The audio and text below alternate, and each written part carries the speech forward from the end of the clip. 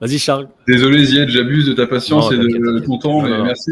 Mais non, mais juste en une phrase, en fait, il y a aussi un truc, c'est que actuellement le christianisme est un peu dégénéré.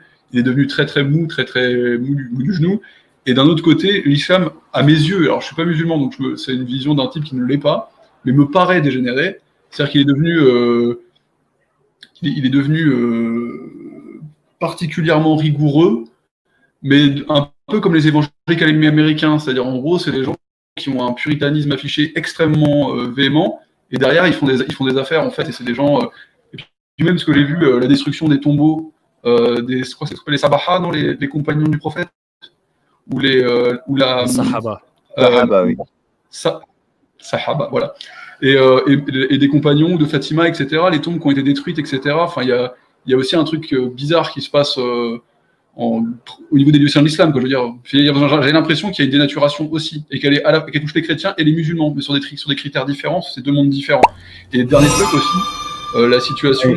Il m'a réveillé là, qu'est-ce qui se passe là? Ah ouais, mais... Non, juste un mot. C'est une sorte de protestantisme, qui touche aussi l'islam. C'est tout, je retourne dans mon... Simahni Sheikh. Continue, Charles, perds pas le fil.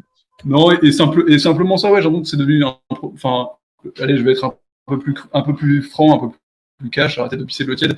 Non, mais j'ai l'impression que les Saoudiens, pour pas les citer, ou les gens du Golfe, en gros, ils font des affaires, les mœurs sont pas réellement bonnes dans ces pays-là, ils défoncent le patrimoine musulman, et ils exportent un islam qui ressemble à du calvinisme, en fait, ouais, à du protestantisme, en fait, à l'équivalent de ce qu'était le protestantisme chez les chrétiens, et à la fin, c'est de l'évangélisme chez les musulmans. Mais c'est un truc qui je trouve hyper dénaturé, l'évangélisme pour les chrétiens, donc vis-à-vis en islam, mais encore une fois, je ne connais pas vos sensibilités, etc., mais ça me semble être ça, et ça crée une fausse vitalité spirituelle. J'avoue que ça crée beaucoup d'éléments spirituels, mais en termes de vie spirituelle et de courant de pensée et de courant de foi, je ne sais pas si c'est très riche ce qu'exporte l'Arabie en fait aujourd'hui.